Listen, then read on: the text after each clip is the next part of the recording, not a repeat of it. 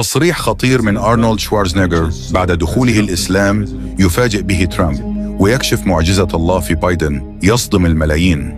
كيف تغيرت حياة أسطورة هوليوود أرنولد شوارزنيغر بالكامل بسبب معجزة شاهدها بأم عينه؟ ما الذي دفعه لقراءة القرآن الكريم؟ وما القصة التي جمعته مع طفلة مسلمة أنقذها من حرائق لوس أنجلوس؟ في هذا الفيديو ستكتشفون التصريحات الصادمة التي أذهلت العالم، كيف تحدث أرنولد عن معجزات الله، وكيف واجه دونالد ترامب في حوار قوي وغير مسبوق. تابعوا الفيديو للنهاية، فهذا ليس مجرد تصريح، بل هو دعوة للتأمل والتغيير. ولكن قبل أن نبدأ، لو أنت تتفق معي أن هذه الحرائق غضب من الله على أمريكا، فيرجى الإعجاب بهذا الفيديو والاشتراك في القناة لكي يصلكم كل ما هو جديد.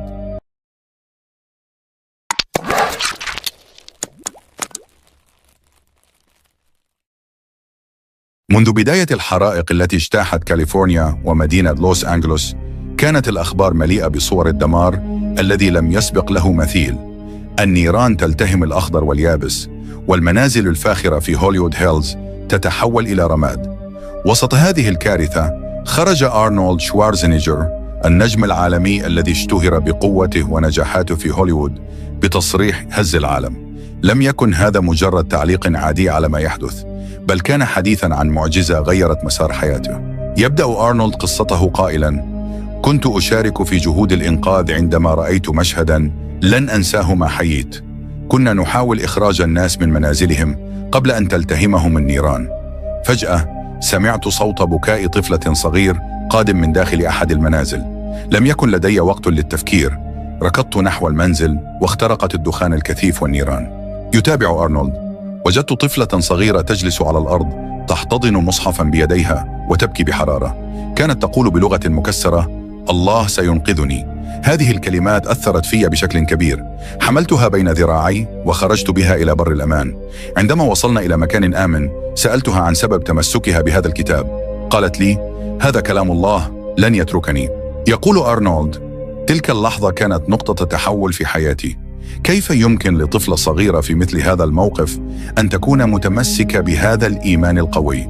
بدأت أفكر وأتساءل: ما الذي يجعل هذا الدين يمنح الناس كل هذه القوة؟ بعد أيام من هذه الحادثة، التقى أرنولد مع الرئيس الأمريكي السابق دونالد ترامب في أحد الاجتماعات الخاصة. وصف أرنولد هذا اللقاء قائلاً: كنت أشعر بضرورة الحديث عما رأيته. عندما بدأت أتحدث عن الحرائق وعن الطفلة التي أنقذتها، كان ترامب يستمع لكن بوجه غاضب. قال أرنولد لترامب: ما الذي يحدث في أمريكا؟ لماذا أصبحت هذه البلاد عاجزة أمام هذه الكوارث؟ هل فكرت يوماً أن ما يحدث هو عقاب من الله على ما تفعله إدارتك؟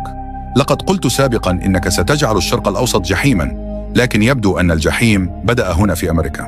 ترامب الذي كان يحاول تبرير الموقف قال: هذه مجرد ظواهر طبيعية، الاحتباس الحراري هو السبب وليس شيئاً آخر. لكن أرنولد قاطعه قائلاً: لا يا سيد ترامب، ما رأيته في هذه الحرائق ليس طبيعياً. لقد رأيت إعصاراً من النار، شيء لم أره في حياتي. وعندما قرأت في القرآن الكريم وجدت الآية التي تقول: فأصابها إعصار فيه نار فاحترقت.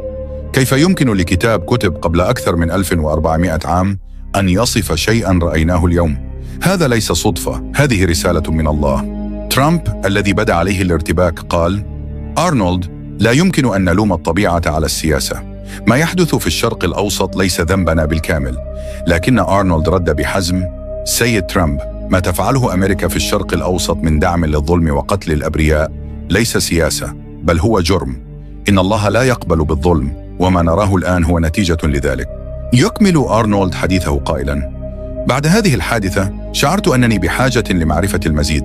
طلبت من صديقي المسلم نسخة من القرآن الكريم وبدأت في قراءته. كنت أقرأ كل يوم وكنت أجد نفسي متأثراً بكل كلمة.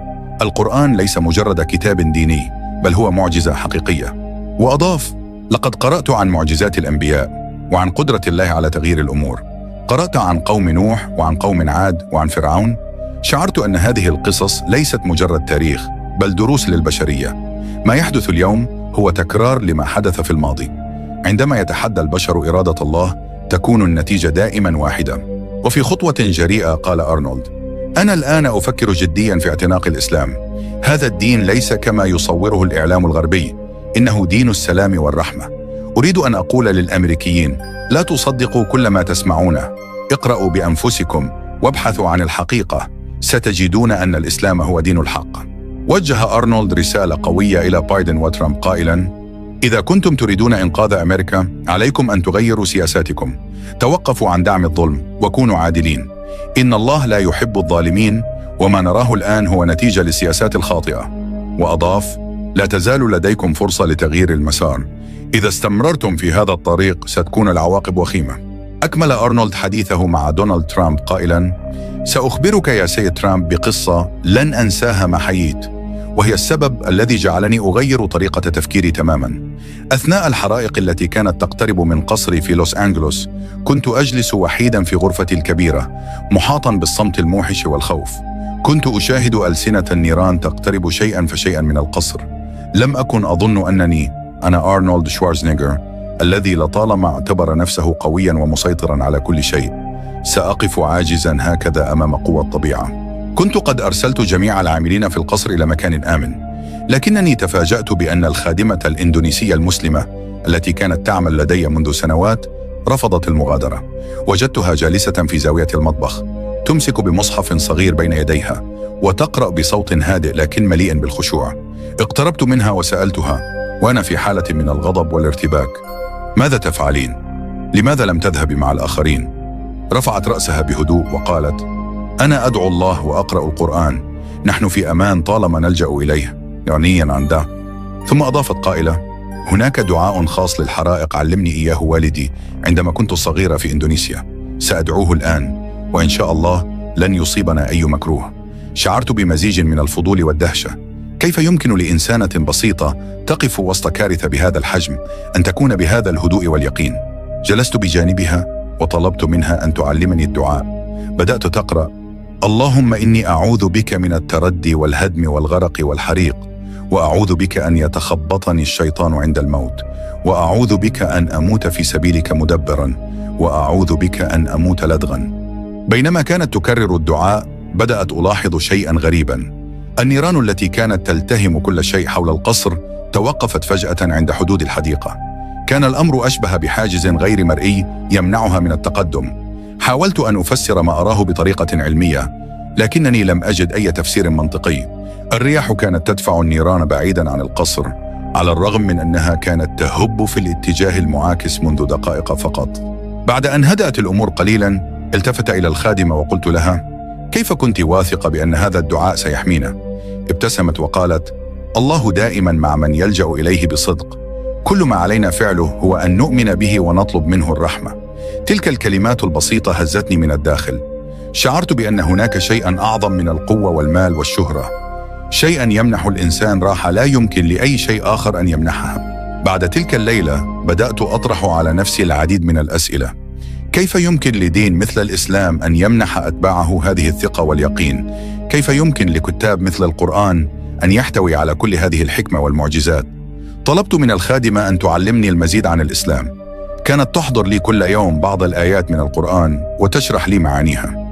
شعرت بأنني أكتشف عالما جديدا، عالما مليئا بالسلام والطمأنينة. عندما انتهى أرنولد من سرد هذه القصة لترامب، بدا الأخير مصدوما وغير مصدق. قال ترامب بغضب: هل تحاول أن تخبرني أن القرآن ودعاء خادمتك هما السبب في إنقاذ قصر؟ هذا هراء. لكن أرنولد رد بحزم: سيد ترامب، ما رأيته ليس هراء، كنت شاهدا على معجزة حقيقية. لم يكن هناك أي تفسير علمي لما حدث. النار توقفت عند حدود القصر ولم يصب المنزل بأذى. إن كنت ترفض تصديق ذلك فهذا شأنك، لكنني أؤمن الآن أن الله هو من أرسل هذه الرسالة لي. بعد تلك الحادثة قررت أن أقترب أكثر من الخادمة وأتعلم منها. كانت تخبرني قصصا عن الأنبياء ومعجزاتهم، وعن كيف أن الله يمهل ولا يهمل، وكيف أن الظلم لا يدوم. أصبحت كل كلمة تقولها تشعل في داخلي رغبة أكبر لفهم الإسلام. كانت تقول لي دائما: الإسلام دين السلام والعدل. إذا فتحت قلبك ستجد أن كل ما تبحث عنه موجود في القرآن. أريد أن أقول للجميع، وخاصة لأولئك الذين يعيشون في أمريكا، أن الإسلام ليس كما يصوره الإعلام. إنه دين مليء بالرحمة والعدل. عندما كنت أعيش في هوليوود كنت أعتقد أن الإسلام دين متشددين، لكنني كنت مخطئا تماما. الإسلام هو الدين الذي يمنح الإنسان السلام الداخلي الذي لا يمكن للمال أو الشهرة أن يمنحه. سيد ترامب: إذا كنت تعتقد أن أمريكا لا يمكن أن يقدر عليها أحد، فعليك أن تعيد التفكير. ما رأيناه في لوس أنجلوس هو دليل على أن الله يمهل ولا يهمل. إن استمررتم في دعم الظلم ستكون العواقب أكبر. أدعو الجميع إلى قراءة القرآن والتعرف على الإسلام بأنفسهم. لقد رأيت بعيني كيف يمكن لدين أن يغير حياة إنسان بالكامل. أنا الآن أعيش في سلام لم أشعر به من قبل، وكل ذلك بفضل القرآن ودعاء خادمتي المسلمة. لم أكن أتصور أن حادثة صغيرة مثل لقاء مع خادمة مسلمة يمكن أن تغير حياتي بالكامل. إنني الآن أقرأ القرآن يومياً، وأشعر بأنني أقرب إلى الحقيقة من أي وقت مضى. أشكر الله على هذه الفرصة، وأدعو كل من يشاهد هذا الفيديو إلى البحث عن الحقيقة. لا تدعوا الإعلام يخدعكم. الإسلام هو دين الحق والسلام. وفي النهاية شاركونا آراءكم في قسم التعليقات، ولا تنسوا الإعجاب بهذا الفيديو والاشتراك في القناة ليصلكم جديدنا.